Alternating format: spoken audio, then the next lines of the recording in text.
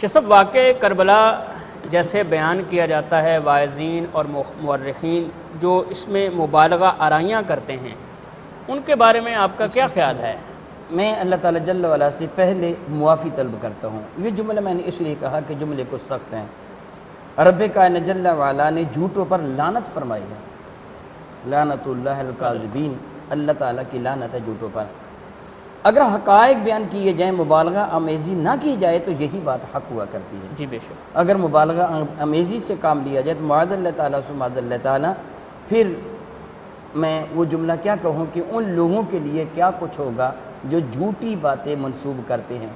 Make up کی ضرورت اسے ہوتی ہے جس کے پاس اس سے نہیں ہوا کرتا۔ سبحان اللہ۔ واقعہ کربلا بجائے خود اس قدر دردناک اور اندوہناک ہے، اگر اس پہ کوئی بھی اضافہ نہ کیا جائے تو انسان اس کو سننے کا حوصلہ نہیں پاتا۔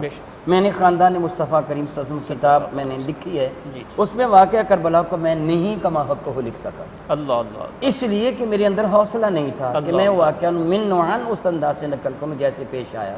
مبالغہ آرائی کی ضرورت ہی نہیں ہے، لیکن مبالغہ آرائی کی گئی ہے اور حد سے زیادہ کی گئی ہے مبالغہ آرائی۔ میں اس کی ایک چھوٹی سی مثال آپ کو دیتا ہوں، بطور مثال سمجھیے۔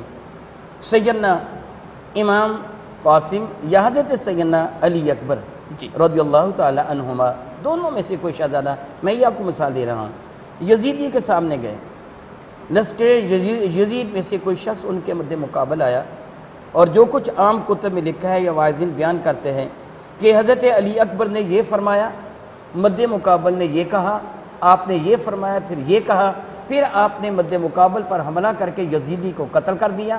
اس کے قتل ہو جانے کے بعد دوسرا یزیدی آیا، آپ نے اسے بھی واصل بے جہنم کیا، پھر انہوں نے اجتماعی طور پر حملہ کر کے آپ کو شہید کر دیا۔ امام علی مقام گئے اور ان کی لاش بارکہ کو اٹھا کے لے آئے۔ تھوڑا سا غور کیجئے، جو آپ کا مد مقابل یزیدی آیا تھا وہ بھی قتل ہو گیا، آپ بھی مرتبہ شہادت پہ فائز ہو گئے۔ ان دونوں کے درمیان جو گفتگو ہوئی وہ کس نے بتائی ہے؟ کیا بات؟ وہ گفتگو کس سے بتائی کہ انہوں نے یہ کہا، انہوں نے یہ کہا، انہوں نے یہ کہا، انہوں نے یہ کہا، پھر ایسے کر کے وہ پوچھا تو کون ہے، اپنے تعارف لمبے چوڑے انداز میں کروایا، پھر اس سے کہا تو ایسے ہے ویسے ہے، پھر ساری گفتگو کے بعد مقابلہ ہوا، وہ قتل ہو گیا، ان پہ اجتماعی حملہ ہوا، یہ شہید ہو گئے، دونوں باقی نہیں ہیں، یہ شہید ہو گئے، وہ مقتول ہو گیا۔ پھر گفتگو کس سے بتائی ہے؟ خیمے تو بہت دور تھے، یزید لشکر تو بہت دور تھے، ان دونوں کے درمیان ہونے والی گفتگو کا راوی کون ہے؟ کیا بات؟ اس لیے وہ جو مبالغہ امیز گفتگو کی گئی ہے اس سے گریز کیا جائے، جو حقائق ہے ان کو بیان کیا جائے۔ اللہ اکبر۔ ناظرین، آپ واقعہ کربلا کے متعلق خاندان سادات کے ہی پھول قبلہ پیر سید سعید الحسن شاہ صاحب کی گفتگو سماعت فرما رہے ہیں۔ شاہ صاحب، ہم واقعہ کربلا سے اب آگے بڑھتے ہیں۔ واقعہ کربلا کے بعد مدینہ، کوفہ اور شام، وہاں کے مقامی لوگوں پہ اس واقعے کے کیا اثرات مرتب ہوئے؟ آپ پہلے کوفہ لیں، پھر شام لیں، پھر مدینہ منورہ۔ جی۔ کوفہ میں جو اثرات مرتب ہوئے تھے، مولانا باقر مجلسی نے جلال العیون میں اس کا نقشہ کھینچا ہے کہ امام علی مقام رضی اللہ تعالیٰ عنہ کو جب شہید کر کے وہ لوگ آپ کے سرح مقدس کو نیزوں پر اٹھا کر کوفہ میں داخل ہوئے تو اہل کوفہ نے ان مبارک سروں کو دیکھا اور ان قیدیوں کو دیکھا، تو پھر سوال کیا یہ کون لوگ ہیں؟ اللہ، یعنی کوفہ کے سارے لوگ تو فوج میں بھرتی نہیں تھے، جی بے شک، بلایا اہل کوفہ نے تھا۔ اس لیے امام علی مقام نے ایک ایک کا نام لکھا اور لکھ کے ان کو دکھایا، ان خط پیش کر کے فرمایا تھا او فلاں یہ خط تو نے بھیجا، او فلاں یہ خط تو نے بھیجا، او فلاں یہ خط تو نے بھیجا۔ یہ اہل کوفہ تھے، انہوں نے انکار کر دیا تھا۔ حضرت حر بن یزید نے جب آپ کو روکا ہے نا نماز عصر کے بعد، آپ نے وہ خطوط کا تھیلا ان کے سامنے پیش کر کے نام بنا بتایا تھا، فلاں فلاں فلاں فلاں، یہ دیکھو یہ خطوں نے بھیجا، یہ خطوں نے بھیجا، انہوں نے انکار کر دیا تھا۔ لیکن شہادت کے بعد جب یہ کوفہ میں واپس گئے ہیں تو کوفہ کے وہ لوگ جو میدان جنگ میں نہیں تھے، جو شہر میں تھے، اور ان کی خواتین، جب انہوں نے اس اہل بیت طہار کے لٹے ہوئے قافلے کو، ان سر بریدہ سروں کو، سر بریدہ ان اجسام مقدسہ کے جو سر بریدہ تھے، کٹے ہوئے سر تھے، ان کو نیزوں پر بلند دیکھا، محضرات عصمت و طہارت کو اونٹوں پر بیٹھے دیکھا، تو پوچھا یہ کون لوگ ہیں؟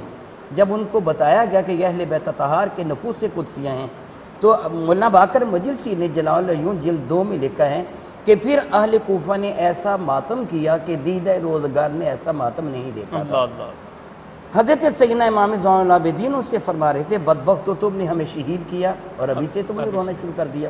ایک بوڑھے شخص نے اپنی انگلیاں چبا ڈالی تھی اللہ اور اس نے کہا تھا کہ آپ ہاتھ بڑھائیے، ہم آپ کے دست مقدس پر بیعت کریں گے اور قصر یزید کی اینٹ سے اینٹ بچا دیں گے۔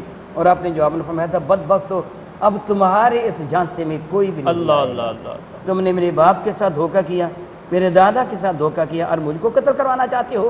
اسی وقت ہی حالت بدل گئی تھی، حالات میں بہت زیادہ تغیر آ گیا تھا۔ جی اس کے بعد پھر جب ملک شام میں یہ قافلہ پہنچا ہے تو دربار یزید میں ہلچل مچ گئی تھی اور یزید کو مجبوراً یہ اقرار کرنا پڑا تھا کہ یہ سارے کا سارا فعل میں نے نہیں کیا، ابن زیاد نے میری مرضی کے بغیر کیا ہے۔ اللہ حالانکہ یزید اس میں برابر کا ملوث ہے، یزید کو ہم بری ذمہ قرار نہیں دے سکتے، لیکن اس نے لوگوں کے ان لام تان سے بچنے کے لیے کہا تھا یہ ابن زیاد نے سب کچھ کیا، میرے پوچھے بغیر کیا ہے۔ پھر اس نے عزت و عظمت کے ساتھ اس قافلے کو واپس مدینہ طیبہ میں بھیجا تھا۔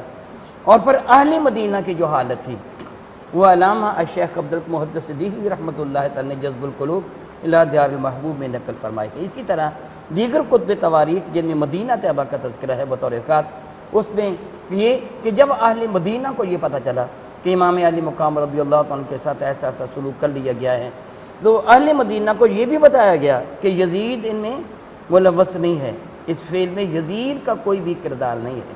یزید نے ابن زیاد کو بھیجا تھا، مگر ابن زیاد نے یزید کی نصیحت کے برخلاف عمل کر کے امام حسین کو شہید کیا، یہ مشہور کیا گیا تھا۔ جی جی اہل مدینہ نے اس حال کی تحقیقات کے لیے ایک وفد یزید کے پاس بھیجا۔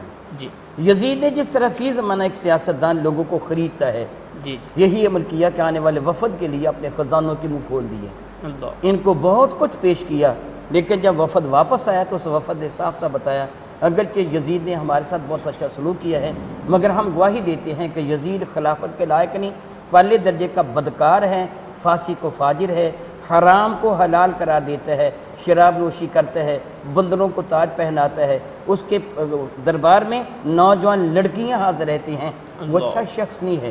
پھر اہل مدینہ نے یزید کی بیعت کو توڑ دیا تھا۔ پھر مروان کی اطلاع کے بعد یزید نے مسلم بن عقبہ نامی ایک شخص کو 12,000 کا لشکر دے کے بھیجا تھا، جس سے اہل مدینہ کو بری طرح تباہ و برباد کیا تھا۔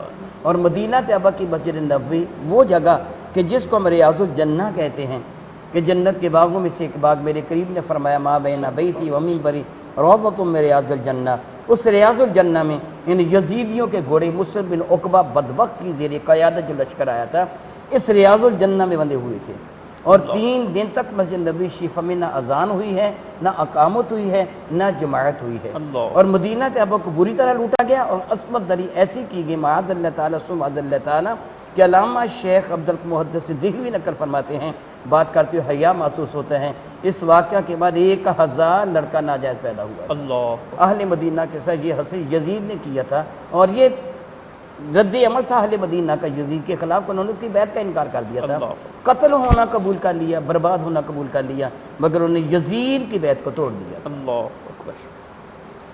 شاہ صاحب اب تھوڑا مزید آگے آج کے دور کی طرف آتے ہیں، جدید ترین دور ہے، کمیونیکیشن کا دور ہے۔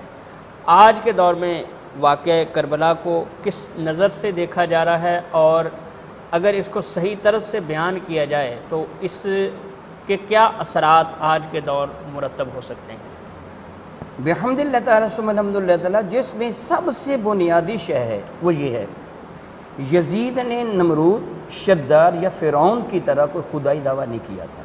جی بالکل۔ کہ اس نے یہ نہیں کہا تھا کہ میں اللہ ہوں اور مجھے سجدہ کرو۔ جی بالکل۔ یزید نے مسلمہ کذاب یا دجال قادیان کی طرح نبوت کا دعویٰ نہیں کیا تھا کہ میرا کلمہ پڑھو۔ جی بالکل۔ یزید نے کہا تھا مجھے اپنا امام و سربراہ مان لو، جی یہی تھا۔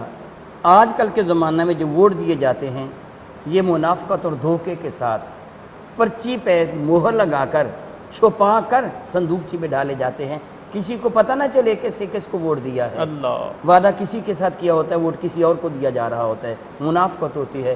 اس زمانہ میں یوں منافقت نہیں تھی، اللہ اعلان لوگ اپنے سربراہ کے ہاتھوں میں ہاتھ دے کر بیعت کیا کرتے تھے، اس سنت مصطفیٰ سے طریقہ چلا آ رہا تھا۔ جی۔ طریقہ کار وہی تھا انتخاب کا۔ یزید یہی کہتا تھا امام علی مقام کو کہ تم مجھے اپنا آقا و رہنما مان لو، اپنا رہبر مان لو۔ تو کسی ڈاکو کو رہبر کیسے مانا جا سکتا ہے؟ اللہ، کسی کو رہنما اگر ماننا ہوگا تو اسے دیکھنا ہوگا کہ کیا یہ رہنمائی کے لائق ہے، کہیں یہ قافلے کو غلط جگہ تو نہیں لے کے چلا جائے گا۔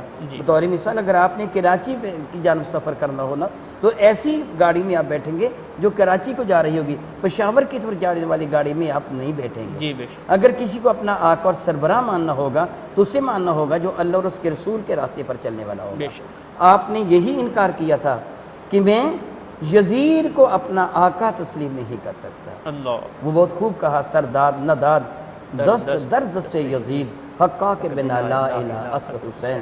آپ نے سر دے دیا مگر اس کی بادشاہت کو، اس کی امامت کو آپ نے قبول نہیں فرمایا۔